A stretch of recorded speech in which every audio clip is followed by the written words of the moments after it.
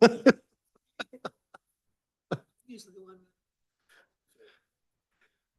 morning, Mr. Bivens. How are you? Aren't you glad that I'm Go ahead, Jim. back? And that's never my fault. Yeah, that's what We're he good always now. says. Oh, we are running. Okay. All right. Well, it is after 9 o'clock and we'll call the Finance Committee meeting to order. Becky, would you call the roll, I please? sure will. Jim Sheeline. Here. Tim Bibbins. Here. Tom Kitson. Present. Mike Book. Here. Nancy Naylor. Present. Jennifer Dallas. Here. All right. Jeremy, do you got anything for us this morning? Nothing other than what's on the agenda. All right. Charlie? No, sir. Thank you. All right. Mr. Treasurer? Mr. Finance Director? The only thing I was Boy, gonna let everybody know everybody's is here this that, morning. Whipley is here on site working on our FY '24 audit. Awesome. Good deal. Mr. Anderson? All right. Dean? I'll jump back. Courtney, do you have something for us? Good seeing you this morning. Morning, everyone. Courtney Kennedy here on behalf of Stephen and Tamara Reuter, who are also here today. We are here in opposition to a petition for variance that was filed by Mr. Jeff Lewis. That concerns the property known as 763 Forest Park Drive here in Dixon, Illinois. This petition was heard before the Zoning Board of Appeals.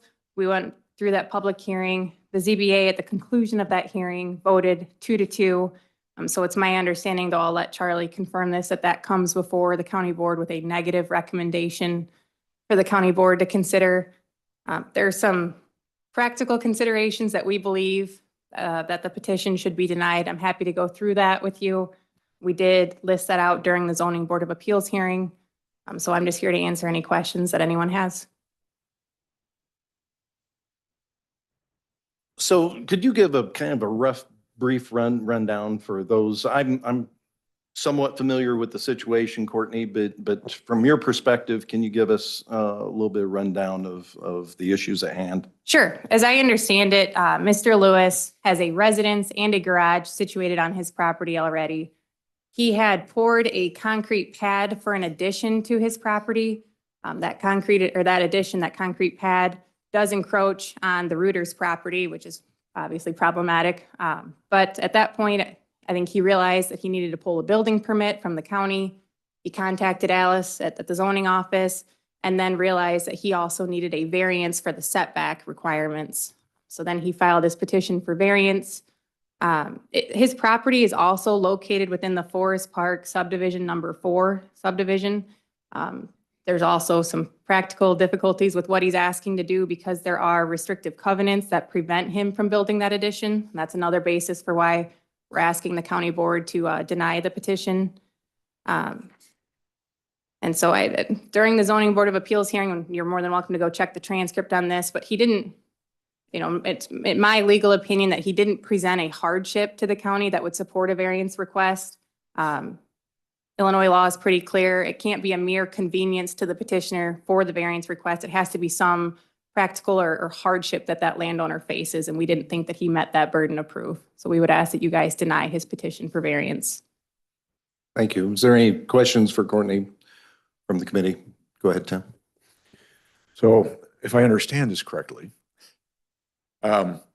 he built or started to build a facility or building, whatever, and then backtracked to get proper permit setbacks. He didn't do any of that prior to this? Correct. That's correct. Okay.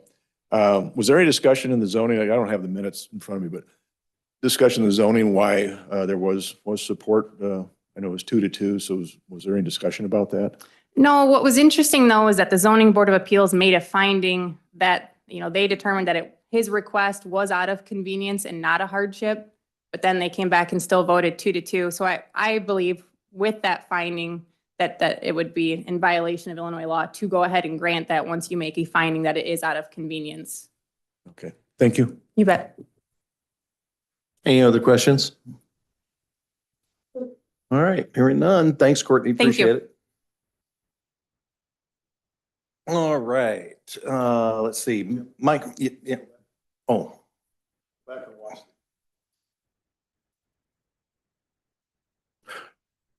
Well, anytime you have a variance like that, we But- need to. But answers all his questions. Yes. Because I sat here and watched it and there's a lot to it. So encourage all board members to take a look at the zoning board minutes. So, Mike, you have anything? Keen? Patty? Sarah? Nance? Amy? Amy's got something. Good morning. Hi. And I'm Very assuming you have an update for us. I have an update. Awesome. So the circuit clerk's office signed the contract with Tyler Technologies for the new case management system for all the departments in the new courts. The estimated start project date is April, May 1st, possibly. The project timeframe from start to finish is 14 to 18 months. So we look forward to getting started on this project. With that being said, we are still waiting to hear on the court grant. We do not have any news yet. I do know some surrounding counties have heard recently, so we are hoping to hear something very soon. Very good. Is that kind of, are we in kind of the normal time frame as far as hearing back from that grant? I think it's taken a little longer, but the time frame from this year was different than last year. So it's probably about the same if I look back at last year, but it seems like we're just anxiously waiting and wanting to hear very soon. Yeah, sort of So- like waiting for Christmas. No. Yeah. Hopefully this month is what I'm kind of hearing. Hey, Amy, Yes, if others have heard, is it positive news? yes. Good. Yes and no. Okay. Well, that doesn't help. Well, some of them That are, didn't help at all. for example, if we put something in there for, say, the sheriff's department, some of those are getting denied. I don't know the reason. I can't answer that, which we do have something in there for a new panic alarm system. So they may or may not deny that. I have no idea. They're not giving, excuse me, any reasons, but it's other departments if they don't consider it's IT for the courts, but Okay, I'm looking more for the meat of your Tyler technology. And right. if those are positive, then for the most part, I'm hoping I'm hoping they're positive, yes. Okay. Well, So we'll see. we'll see. Yeah. Any questions? Any questions for Amy? Okay, Thank you. thank you. Appreciate the update. All right.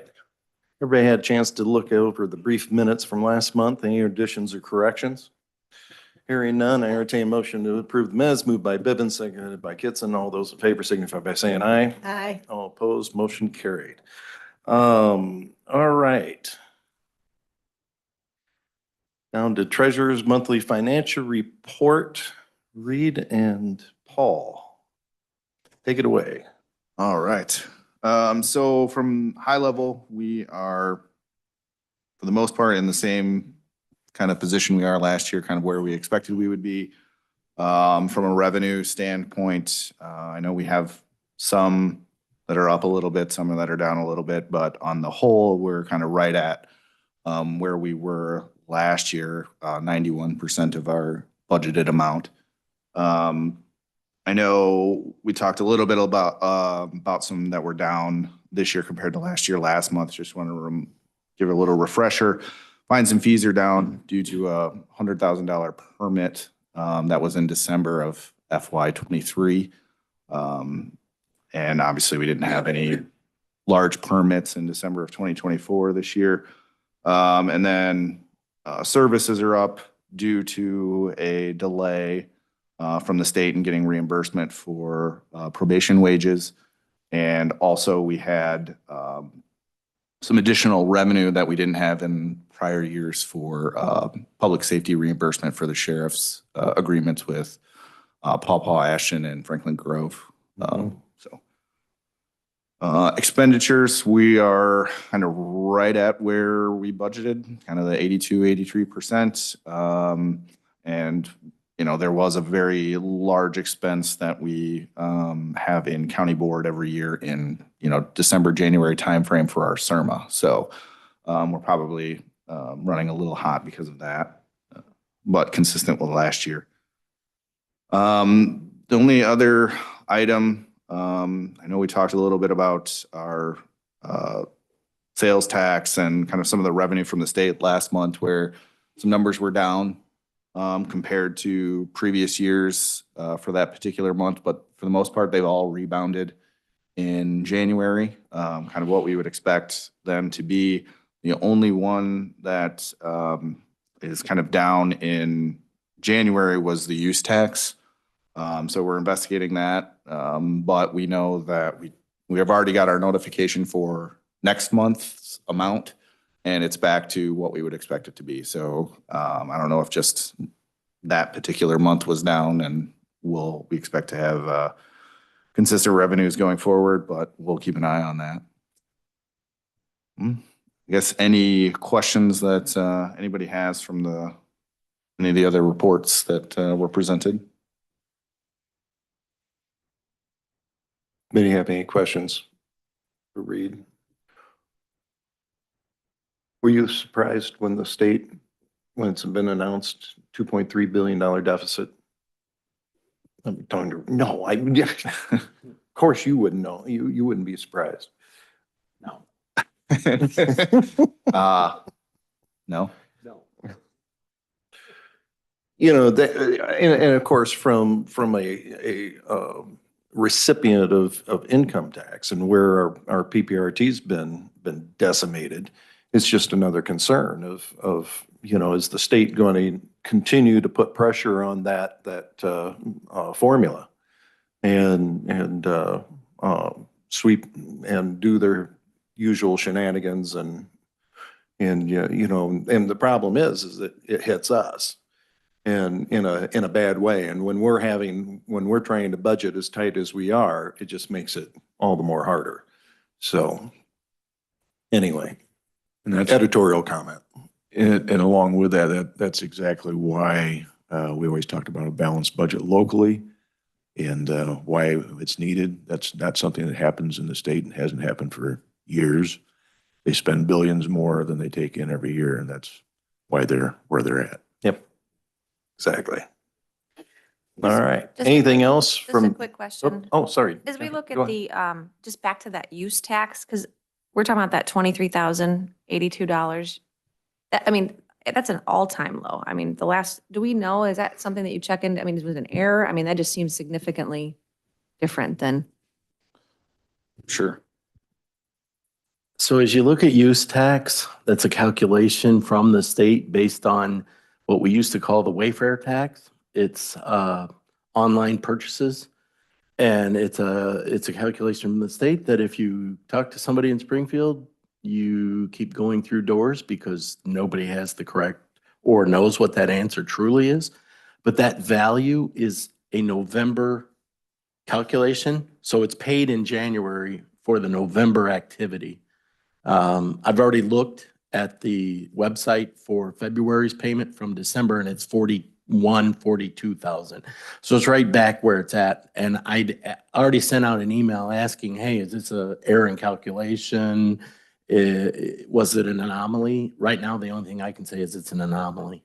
But I mean, especially online sales in November when you have Christmas. You would think, it's- I Yeah. thought the exact same thing, that it would have been up, not down, but it was down half. Because if you look at it, we were averaging 40,000 a yeah. month and it dropped to 23. I think all of us there in the office, when we got that value, went, what? And we started making some inquiries. But again, I've reached out to 3 different people that I know of in Springfield and not one of them can tell me the calculation or what that consisted of. Well, at least we took it a step further to look into that. So. Yeah, yeah. Thank you. Well, $19,000 is, yeah, it is significant. For So, us. yeah, absolutely. So any other questions from the committee on the finance report? All right, thank you. All right, insurance and Gregco. Nancy, do you have anything on insurance for us? I don't have anything from the insurance. We haven't had a committee meeting yet, but I know that Sarah has had a wellness committee meeting and she's offered to report on that. Oh, great. Go ahead, Sarah. Good morning. Just a quick update on the Wellness Committee. So Tracy Bay from the Health Department and I are co-chairs of the Wellness Committee. We met last week on February 4th. the Wellness Committee sponsored a holiday food drive for the food pantry. Over the first 2 weeks of December, we collected 665 pounds of food as a county. When we delivered that to the food pantry, they said this was the biggest donation they had seen this far. They were incredibly thankful for our donation. We had 2 cars packed totally full of donations. We were carrying stuff in, loading shopping carts to go in. It took probably 20 minutes for us to unload everything and get it into the food pantry. So thank you to everybody who contributed to that. In addition, the Wellness Committee made a $200 donation to Shining Star Children's Advocacy Center towards client needs, and then a $200 donation to Sauk Valley Voices of Recovery. They had a client hat and glove drive going on, as well as a client gift drive. So those donations were made to fund wherever their donation drives may fall short or additional items that they need. Wellness account balance, as of our meeting, we had $86,767.76 in the account. There's 2 wellness accounts that are held. So we have a Lee County funds account, which has minimal funds in it. And then a large amount of our wellness funds are held in the IPBC wellness account. Over the last year or so, we've had some issues with when we make a payment request to IPBC, it getting paid the wrong place and having to go back and fix that. So what we did is in January is we transferred all of those funds from the IPBC account to the Lee County account. So this is the full balance of wellness funds we have to work with. We did that for a couple reasons so that it's easier for us to make those payments. We just file a claim request. We know when that payment's going to be issued. We know it's going to be issued properly. We have a better idea of the payment dates, the claims committee dates, things like that. So when payments get issued, and also so that we can collect the interest on those funds instead of IPBC collecting the interest on those funds. We did a lunch and learn January 23rd. That was financial wellness. That was a topic that was suggested multiple times based upon feedback that we received. So we had some staff from the Sauk Valley Bank come. We had Mary Oros, Robbie Miner, and Tirza Renkus. They came and spoke about financial wellness. We had about 15 employees attend the lunch and learn. And then we did a drawing for 4 $25 gift cards that we had left over from Biometrics. We're going to offer 2 more lunch and learns this spring. We're targeting March for a gardening and growing your own food. That has been another topic of request. And then in April, we are doing a yoga and meditation lunch and learn. So once we have all the details and the dates on those, we will email that out to everybody to register. We had our biometric event in October. I can't recall if I've given a wellness update since then. So if I've already given you this information, I apologize, but I'll cover it again. That was October 9th and 16th. We had 156 participants and 67 flu shots. As far as the breakdown, so that biometric event is open to employees on the insurance, their spouses, any retirees on the insurance, and then retiree spouses on the insurance. So we had, we get our percentage that counts towards our report based upon the employee participation. So we had 108 employees participate out of 130. That gives us a participation rate of 83%. That's important to us as the Wellness Committee because we have to hit 75% employee participation or higher in order to qualify for that highest tier of award so that we get the largest award of wellness funds. Along with biometrics, if you participated, you got a $200 e-gift card that was emailed to you. And then you also got a $25 lunch gift card from either Arthur's or Jersey Mike's. And then Jersey Mike's also donated cookies for us to give away at both events as well. So once that the biometrics is done, Empower gives us what they call their aggregate report, just overall highlights of, are there issues, health issues in our county where it has no specific names, it's just data overall. So looking at the biggest health issues facing those that were tested, high blood pressure and high cholesterol. And then the third one is increased hemoglobin A1C. So they talked with us about targeting some of our wellness programming to focus on those and target employee information, lunch and learns, things of that nature to help improve those conditions. We're offering, the Wellness Committee is offering a $100 incentive e-gift card to be used for health and wellness in the new year. That should come out to employees somewhere in the next couple weeks. while we can't track if they're going to use that for health and wellness, we have pushed that, as using that as something to grow your health and wellness. We received some feedback from somebody about a YMCA membership. They were wondering if the YMCA would offer a membership discount to Lee County employees. So that's something on our agenda to reach out to the YMCA, see if they're willing to offer any sort of discounted membership or waive sign-up fees, things of that nature. So we'll be working on that. We've got some new snack vending machines in the new courts building. The Sheriff's Department and the old courthouse has had those for some time. Those were just installed last week, and it's been off to a little bit of a rocky start. But Tracy and I are working to correct that and get that right. And then we had several wellness committee funds request. So we have a wellness committee request form and policy that was put in place in 2024. So there's $2,000 available for employee or department requests with a maximum of $200 per request.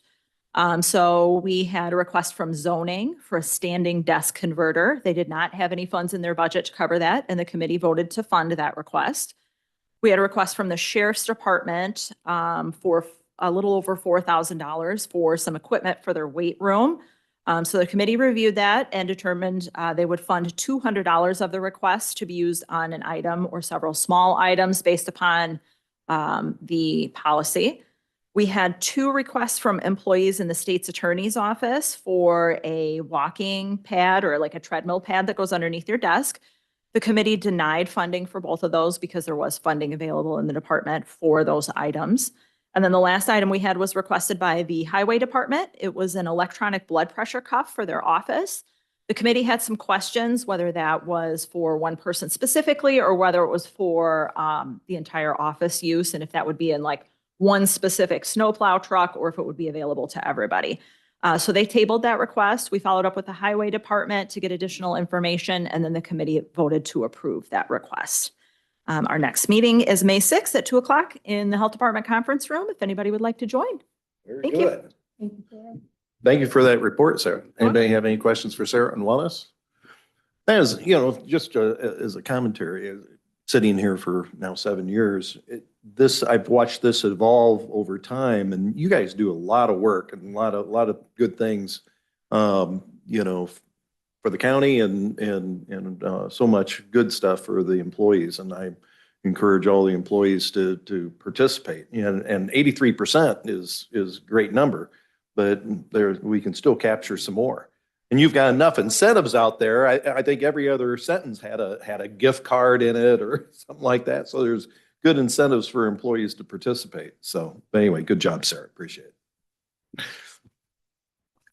it. As far as Gredco goes, what are we going to do with that? Because we lost Lirum and now are we going to continue to have that as part of this agenda or whatever? And so we're we're moving, this is a great segue and we'll just move right into the administrator's report. So Sure. Well, as part of the administrator's report, I'm going to highlight Gredco. So right now we are in conversation with Tom Demmer, who through LCIDA is doing the Rochelle Economic Development, as well as Lee County, Dixon, and other folks or other areas. Gredco, we are trying to identify if Lee County actually has a seat on that board, or if it's just an ex officio, or if it was just Lirum that was there in attendance. So we're waiting on a response from that. And if that is the case, that we do have the ability to have a representative there. Reed Agri has identified himself as wanting to do that, as he represents the county board at LCIDA as well. So once we understand that more, we'll get Reed on there hopefully, and we'll have a representative on there. good deal. In other news, our first round of HR candidates interviews has concluded as of last week. We're starting to schedule our second round interviews of that first group. There's some really exciting candidates that were in there, and hopefully we could move forward in one direction or another. And my goal would be to have a hire first part of March. So Great. It's exciting news because it's a position of dire need. I did get notification through IBBC that they're going through their internal renewal process, and it looks like our rates on average could come down about 1.2%. So we're pretty excited about that. Hopefully that actually translates through once the renewal gets finalized, but first blush, that's what they're talking about right now. That's some good news. Other than that, a quick update on our broadband programs that we're working on with the state of Illinois, as well as some of our other partners. We are in the process of writing 3 letters of support for 3 different broadband providers as they're working through their application process to try to capture that $1.04 billion that the state of Illinois has in broadband infrastructure funding. That application process is phase 1 is due here real soon. So hopefully we get an idea of what that looks like. And again, as I've reported last month, Lee County is primed as a top tier candidate to get access to those funds. So it's great news.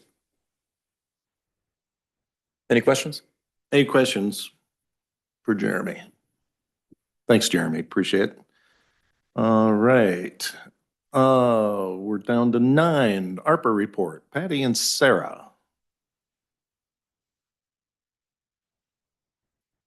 We have a ARPA quarterly report, not a lot to report. So as of December 31st, all ARPA funds have been allocated to projects or expenditures. There is a spreadsheet for page 2 of our report that outlines all of the expenditures where every ARPA dollar has went. If you look at the very far column where it says balance remaining, we have 2 items that have balance remaining. That is just kind of a general capital expenditures and then administrative fees. So those are the only outstanding items that we're still processing for ARPA. Patty and I have our ARPA quarterly or our annual report due to Treasury in April. So we'll be back with our next update in May. We can outline that annual report as well as if we have any updates or any changes. I did also include, there is a website on the ARPA report that has all of the ARPA projects throughout the USA. So if you're curious what neighboring counties or other states are doing, you can go to that website and filter that information to see how they've spent their funds and what they've spent, what projects they've spent them on. Any questions? Interesting. Any questions for Sarah? All right. Thank you, Sarah. Thank you. Appreciate it. Thanks, Patty. Okay, and we have no Joseph E. Meyer resolutions. We have the sheriff's report.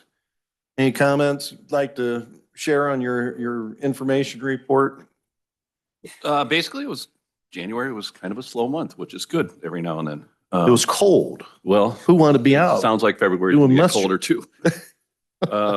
We did have experience a scam that people were impersonating actual deputies trying to defraud them of money, basically saying that there's a civil warrant for their arrest, and that they needed to go to one of these automatic kiosks and download money. Fortunately, nobody we're aware of fell for it, but we issued a press release about it. DeKalb County had something similar happen, as well as Whiteside County. Staffing, I indicated that we're all up to staffing, authorized staffing levels. We're still trying to train up a few new employees. I did neglect to put in the telecommunications division. We do have a TC that's off on maternity leave, but she'll be coming back in March. But things are going well. That's great.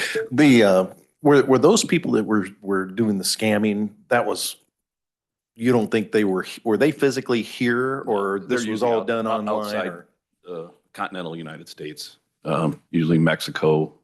We've had them, Sudan, different countries. Really? Yeah. Is what the FBI has been able to trace them to these other countries. So yeah, they're outside the US. So basically can't do much. Right. Well, thanks for making us all aware that that's going on. Appreciate that. Yep. Any questions for Clay on his report? All right. Moving on, we don't have any unfinished business. New business, we have the IMRF adjustment discussion. I'll turn this over to Paul. And just as a reminder of the committee, what this was Paul had discovered a an adjustment to the IMRF contribution that will have a nominal cost to the county, but will result in a greater payout for county retirees. So, and what we had asked was for Paul to come back and do the calculation of what that cost would be back to the county. Sure. So, go ahead, Yeah. Paul. Correct. So really what this is a benefit for the employees in the sense that right now, the IMRF calculation is based on their pay minus the health insurance that they pay. So they actually look as if they don't get paid as much as they do. So the calculation, and as Sarah kind of pointed out in her wellness, we have about 130 employees that are on the health insurance that this would affect. You can calculate it at the gross level, not a net of health insurance. So the county, for the most part, anybody that's not in SLEP, the county would pay a little over 5% of the extra. And then with SLEP, it's about 15%. That total per month is $3,974. So that's the calculation for this year per month, would be the increase that the county would pay. How it would affect the employees is they would actually see a reduction in their net pay because they would be paying their portion as well at a higher rate, at the higher rate for IMRF of about 4.5%. So a family pays, I think somewhere anywhere for $650 a month for health insurance. 4.5% of that would now go to IMRF instead of their pocket, but that's how it would affect them. So they would see a little bit lower net pay, but they would see something as an increase for their retirement. It would show a higher pay or gross pay, which when calculated when they retire, their final FRA, which is their final rate, or FRE, final rate of earnings, would be a little higher. And right now we give that option as a after-tax option in the system. This just allows us to do it pre-tax. So IMRF does allow this. All we have is we put together a resolution, and I know Nancy and I have looked through old resolutions to see if we really already have it. We would definitely have it for after-tax. We just need to see one for our pre-tax. So it's about $4,000 a month. That would be an increase to the county cost, but a benefit for at least 130 employees. Questions? Okay, hopefully I'm understanding this correctly. We're gonna spend $4,000 a month, give a benefit to our employees. But our employees are gonna get less take-home pay. So and I understand how you guys feel about it that are sitting here. Yeah. Well, let's go out to the mass of the employees. Do we come out as bad guys because we just cut their take-home pay? And will they? They'd have an option. Oh, they have the option to do it. Okay. They would have an option to go ahead and do this or not. Okay. I'm sorry, Paul. I thought Yeah, it was- no, that's okay. It's a good question, right? But we would have to educate them first. Yeah, I Before like the we idea. did that.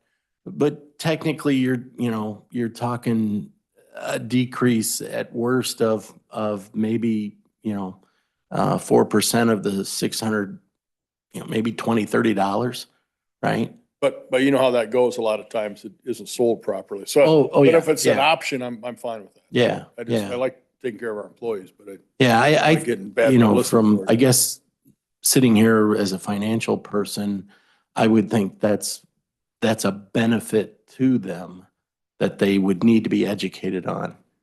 Okay, thank you. Yeah. Other questions?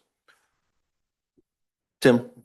No? Oh, I thought you were reaching for the mic. One question I had, Paul, and this is, every time you talk about payroll and messing around with finance courses, you can do that on the union side, within the contract. Does this have enough financial impact? Do we have to do MOU within the contract? Does the contract have to be opened up, or is this so minor an adjustment that that's not?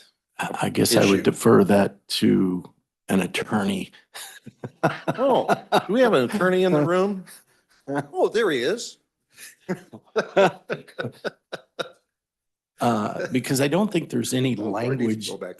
I don't think there's any language in any of the contracts we have with, say, the FOP or the Teamsters or even the highway contracts that specify, IMRF in terms of what we do and don't take out of their pay. Because the after-tax option is open to everybody. And I do know that a lot of the contractual, the contract people or the union people there are quite a few that use it, most of them being within the next couple of years of retiring, because it does show a higher final rate of earning for them. I'm also not the attorney in the room, but I did just speak with him for a second. And I do believe it'd be very similar to our other, benefits that we have, and it would be an elective. So if they wanted to choose to change their current contribution rate, they would do that by contacting the treasurer's office. And I don't think we'd have to have anything in the MOU Okay. or in the contract or create an MOU. Well, that's my question. Yeah. I don't want to do anything that could cause us issues down the No, road. it'd just be, if they wanted to elect to do that, then they can do that, just like any of our other health benefits or other financial benefits. Right. Well, and really that 4,000 is just if every single person did it, right? So I mean, that's the calculation. Absolutely. That is the top dollar value of cost that would come to the county. That's if 130 people elected to do it. And just logistically, I mean, I'm just thinking, do all counties do it as an elective thing? 'Cause to me, it's almost like it's a payroll. I mean, wouldn't that be a kind of a nightmare as far as you're doing it pre-tax, you're doing it post-tax, you're doing it? It mean, is can there be a a line? it can be a nightmare. We have, what do we have? 40 some pay codes in and of itself for the healthcare. So we have 160 some pay codes in our payroll system. So, hopefully if everybody did it, it would be pretty simple, but yeah, we'd have to add a pay code for that if not everybody did it. I don't know. I think at this point, we'd almost have to say it's either you do it or we don't do it at all. Meaning everybody do it or we don't do it at all. That's an option too. You make it such that they have to opt, you just do it, but then they have to opt, like a sort of a default is you opt in. Yeah, you opt in. It's a default. Right now, IMRF is if you're a full-time employee and you qualify for IMRF, you're in. So it's the 4.5% of your pay goes to IMRF. This is just a slight tweak change to how they calculate it. But so it's either we could make it, hey, there's no option. You're either in or the county stays the way it is. So, I mean, that's a discussion we could have, I just think efficiencies are important as well, right? Or maybe there's a Absolutely. few year Absolutely. time period where people can get used to the idea or something and then at payroll this year or something. I mean, I think it's definitely worth a discussion. What are other counties doing? Because I know you talked about that last meeting. Yeah, there are some that do it. I don't have a number of how many do a pre-tax versus post-tax. It's just an IMRF option available to, and it's not only counties, it's any municipality that's within IMRF. So the city of Dixon, which covers most of, their workforce, not their fire or police, because they're on a different pension system. They're in IMRF. Now, whether they do a pre-tax or post-tax, I haven't reached out to them. But also I do think it's important that the employees have some sort of input but maybe the majority, however that, Yeah. yeah. Yeah, And we could easily create a survey that goes out to correct. the employee base to see if this is something that they would be interested in. It's just topic of discussion, something that the Treasury Department, looked into and thought it could be a benefit. And long-term, it would be a benefit. Yeah, you have to look, this is not obviously with a slight decrease in their take-home pay, it would be they would think of it as not a benefit, but long-term, it truly is a Yeah. benefit. It'd be nice if you could turn this on as like sort of the default option, like meaning they have to opt out if they don't want it. Mhm. Point about the efficiency thing, because it is a benefit. And I think, retirement's an issue more generally, like, whatever we can do to automate and like help people and, it'd be Absolutely. easier and better in my view to like have to have the conversation. They're like, well, I want to opt out of it and take an affirmative action to opt out versus opting in because it is a benefit to them. And like, if that could be set up so the default is an opt-in, I'd be in favor of that, even with the added cost to the county. Yeah, we could, and we can do that. So there are all kinds of options out there available to do that. So, yeah. Now I gotta ask the harder question and I know we just talked about, we had that concern over the use tax being down 20,000. It's significant to us. $40,000 doesn't sound like when you spread it across all the departments, but it's still $40,000 coming out of the general fund. Are we okay as far as, from your opinion, that's not a concern? Well, I Is think this something, and also the other thing, Paul, is to go with that, is that we always are telling our people that don't make a significant budget change, and build that into next year's budget. And is this something that not doing it for this year, but build it into next year's budget? And that gives us time to, go through it, make sure that we're, crossing our Ts and dotting our Is. Absolutely. And I wasn't looking for you guys to make a decision within the next month or two, which we could easily, especially with, maybe doing a survey with our employees. Do they want it? Do they not? That could take a month or two. So in my world. And then get it right into Yeah. budget discussions. Correct. And then go right into a budget discussion to put it in for next year. It doesn't have to be this fiscal year that we establish this. It can be sometime in the future. Am I concerned about 40? I would be concerned about $5, but that's just me, right? Because I know how tight our budget is.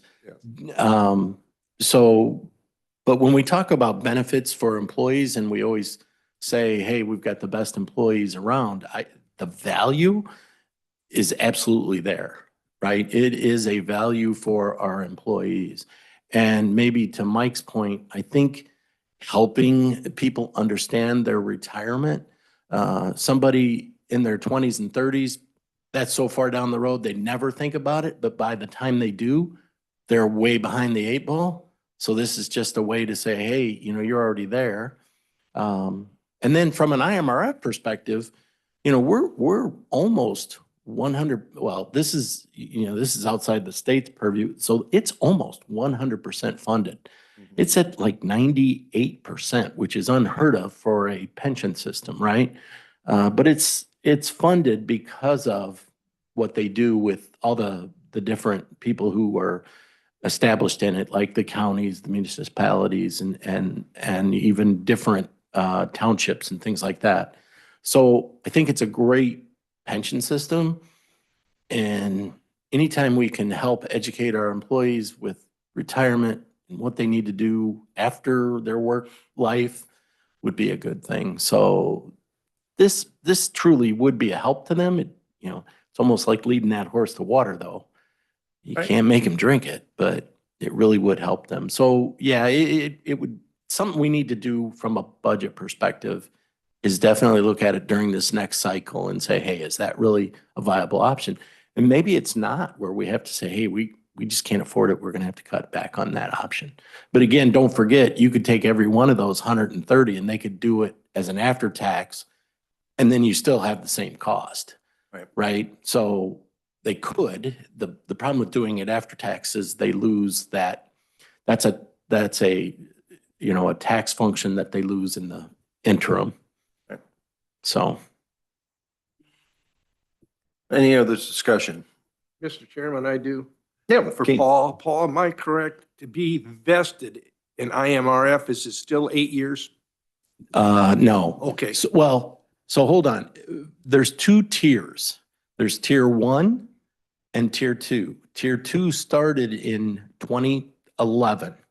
So tier one, 8 years, you're vested, right? And they take when they're looking at, when you retire with that, they're looking at your best 4 years out of the last 10. So that's how they calculate your final rate of earnings. For tier two, it's 10 years. You have to be employed at least 10 years. And there they're looking at the best 8 years out of the last 10. So that gets kind of leveled out a little more than that last 4 years.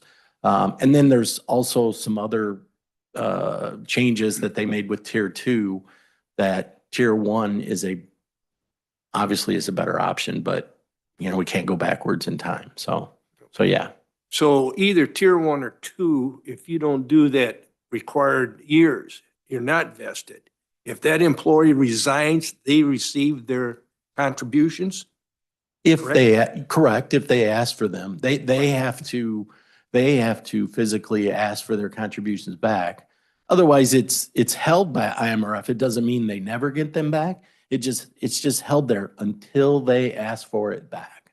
Okay. But it's only their contributions, not so let's use the county as an example. And I'm a good example of that. I'm 7 years in on a 10-year vest. So if I were to resign and walk away, everything that the county paid in for me stays in the IMRF bucket, so to speak, for the county, but I don't get any of that benefit. I would get what money came out of my pocket. That's what my question was. Yeah. Because so to enlighten the employees, they say either way, say they don't live up to that or complete that vested time period, at least they know they'll get their contribution. Oh, yeah. If they so desire. If they so, yeah. And they'll always get them back. If somebody was, 30, 40 years old and left the county, and by the time they hit 65 and they decide, oh, hey, what did I ever do with that? They can go to IMRF and get that money back. Thanks. At that point.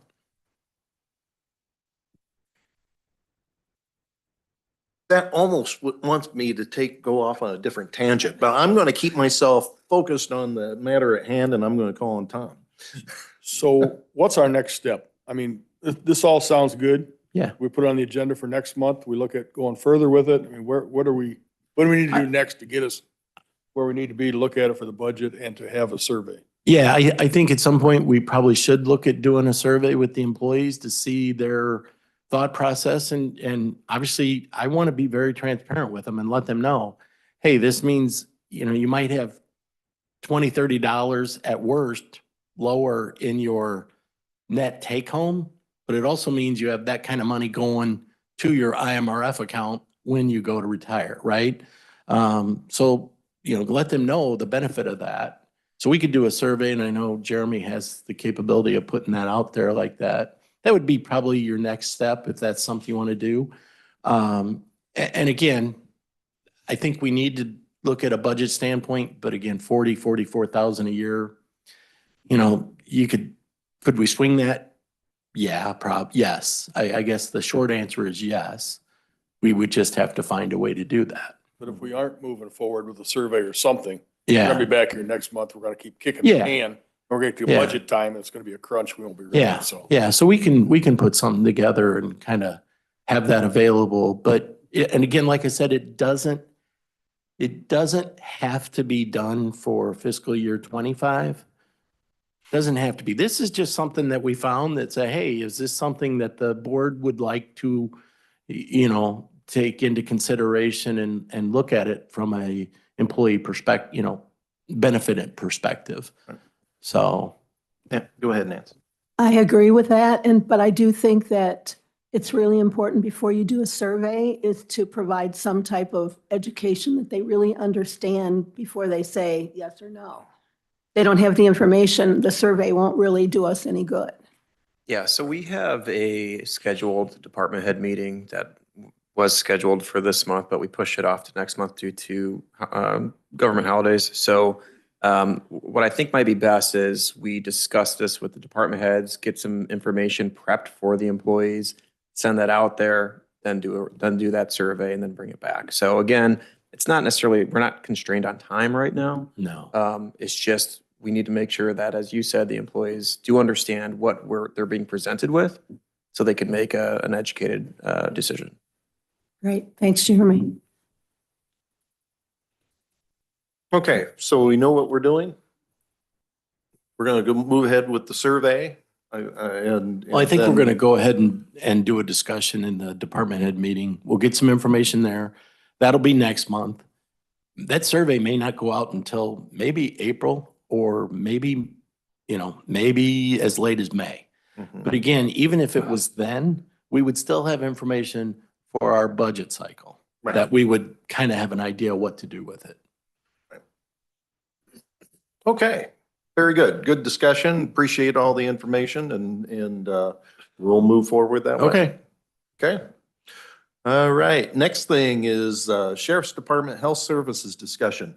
Clay, and I'll preface this a little bit and I'll flip it over to you, Clay. Clay sent Bob and I and Tom an email last week in regards to some contractual services. We do contractual services for healthcare within in the jail. And the premium continues to march up and our head count in the jail marches down. And so that Clay said, that doesn't make sense to me. And made a comment back to the contractual company, and the contractual company said, well, okay, we'll give you this much, but it was still an increase. And so Clay was trying to think outside the box, came up with an idea, and I will pass that. He's going to give that, kind of flush that out for us. We'll have an opportunity to talk about it. And anyway, go ahead, Clay. Sure. As Jim said, we've noticed an increase, a steep increase from advanced correctional healthcare. In FY '23, there was a 29.2% increase. Last year was actually fairly nominal. FY '24 was only 4%. At the 11th hour on November 22nd, right before our new budget year was to begin, they submitted an email to me with a revised contract stipulating a 38.8% increase in their fees. I sent back a rather pointed email, hoping that it was a Scrivener's error, that basically you're dropping this on us at the 11th hour. We start our budget negotiations in June and our fiscal year starts in December. That's basically an untenable increase for us to assume. They sent back, I did indicate, with the Safety Act, when I started, we were averaging the daily population about 55 inmates in the jail. Like as of this morning, we have 31. So, and we're right at the low 30s in the last several months with the Safety Act. So we don't have any problem inmate with medical issues right now. So the current contract called for 32 hours of nursing service. I asked them to reduce that to 20 hours. They did come back with a better price. However, I just see this as continuing down that road.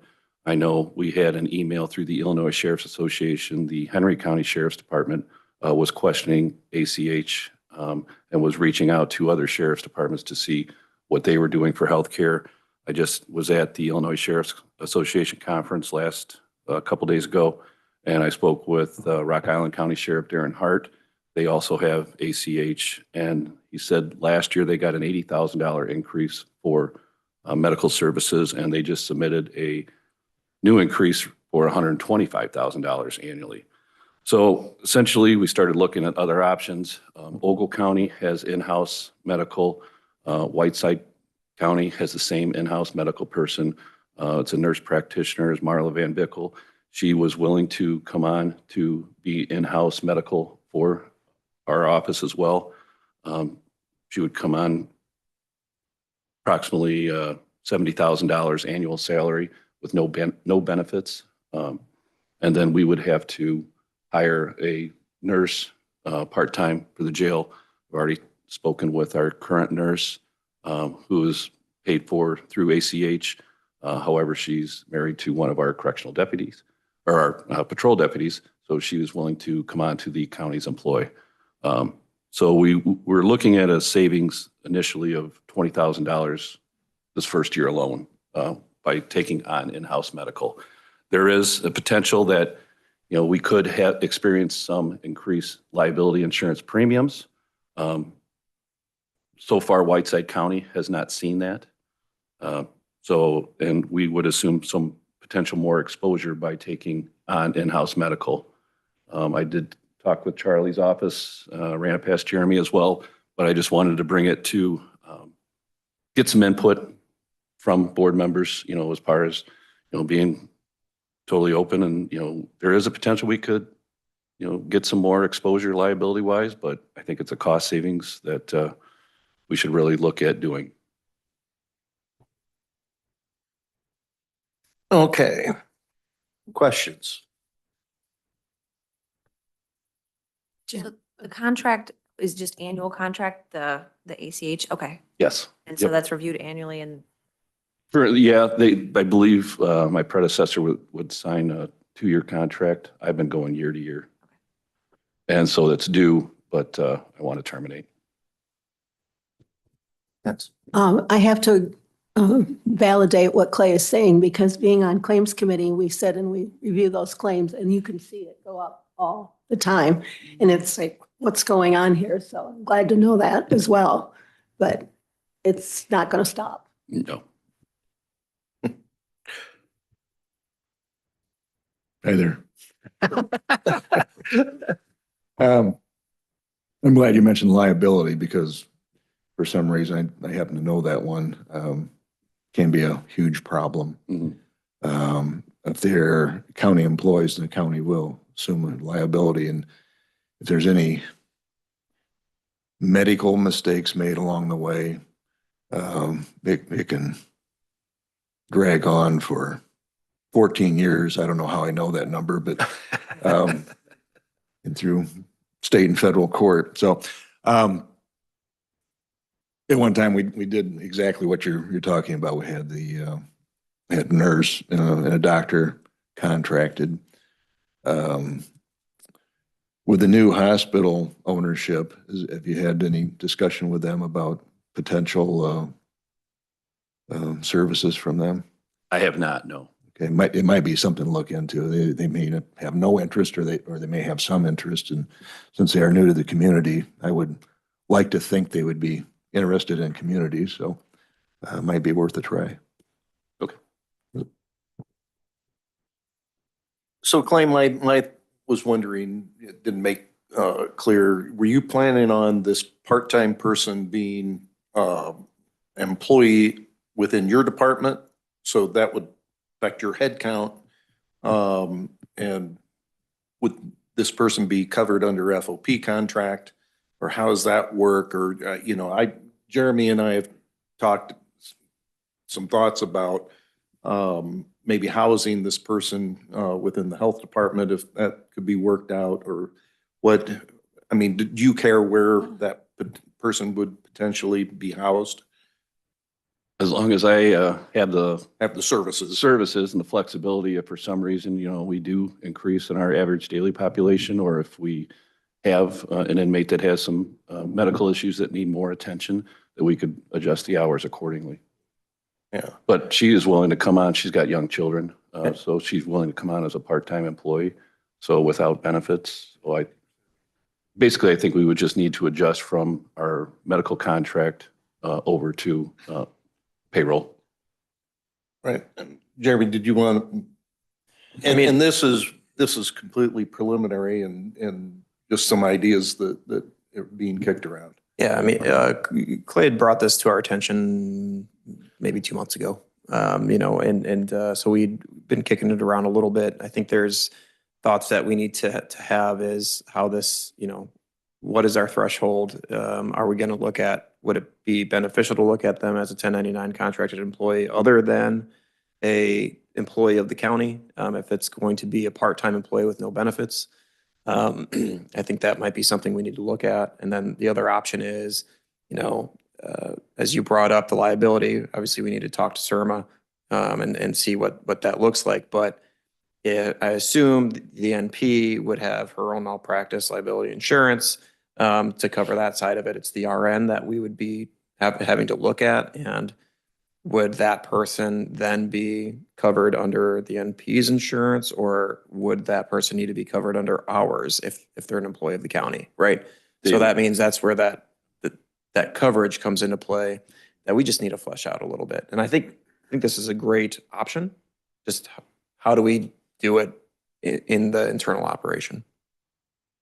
So we're just working through that. And I actually talked to Kathy across the street, and you know, she would, the health department would be interested in being involved as a, you know, placeholder if it became into a county operation as a county employee. Obviously there's already there's, you know, liability insurance that's covered through the health department currently. I'd like to look to see what the differences in costs are if we would have to add a new policy or not, bringing this on, you know, this employee on per se. I think the 1099 contracted employee would be a great option for us in this scenario because we wouldn't be taking on any of that. But we just need to talk about it and see what works for you and what you're looking to have, and then how it works for the county. So just a little bit more conversation. We just need to sit down as a group and flesh it out. Yeah, the one comment, I appreciate you doing what you're doing, Clay, and bringing this and bring, you know, looking at the options. Yeah. Yeah, just reiterate with Jeremy, gotta figure out how this works best for us, for everybody. I think ACH is still going to, even if we did one more year with them, next year they're going to come back with, you know, another steep increase. So I think we sever that tie and go on our own. Clay, when does that contract end? It ended in November 30th. So are we doing month and month? We're doing month to month right now. Okay. Is that higher? Or are they honoring the contract they gave? They're you? honoring the contract rate. I haven't signed off on the Okay. new increase. I mean, obviously, we need to move ahead. Yeah, we need to move. And to reiterate what All right. Jim said, I applaud Really what you're doing. quickly, Look at yeah. this. Yep, absolutely. Do you have an estimated timeline when you wanna, I mean, I don't know how long they're willing to do the month to month, you know? They don't even know we're exploring other options. Okay. But Well, sooner is better. I have. Well, they do now. They do now, yeah. But I have her lined up. She could start February 24th. So she can start in the next 11 days. All right. And then Clay, I guess I got a question in terms of the cost that you presented there, like the 70,000 as if we had them as employee, and then the part-timer. Is the 70,000 all in? Because if they're an employee, the county then does have, even though it's no bennies, right? No health insurance. Well, we still have to pay the FICA side of that. So there's a 7.65%. So there's, you know, 70 plus whatever the other one, it's somewhere over $6,000, $7,000, $8,000 worth of payroll costs that we'd have. There's also the fact of if they're working a 20-hour work week or whatever it is, now you're eligible because of the IMRF situation. We have to have them on IMRF. So then there's that cost. So there's more payroll costs, I guess, that you might want to look into in terms of what it would be for an employee. I kind of like the 1099 perspective because then they're a contractor and they're doing everything that they've contracted to do, but they're not on our liability. So that might be something you want to look at too, just to validate. Okay. So you guys get together and we'll revisit this hopefully next month. Okay? Probably sooner than that. Okay. All right. Any other questions from the committee? All right. Hearing none. Well, thanks, Clay. Appreciate it. All right. No executive session. I don't have anything else on the agenda. Anybody have anything else good for the cause? If not, I'll entertain a motion to adjourn. Moved by Naylor, seconded by Kitson. All those in favor signify by saying aye. All opposed, motion carried. Thanks, everybody.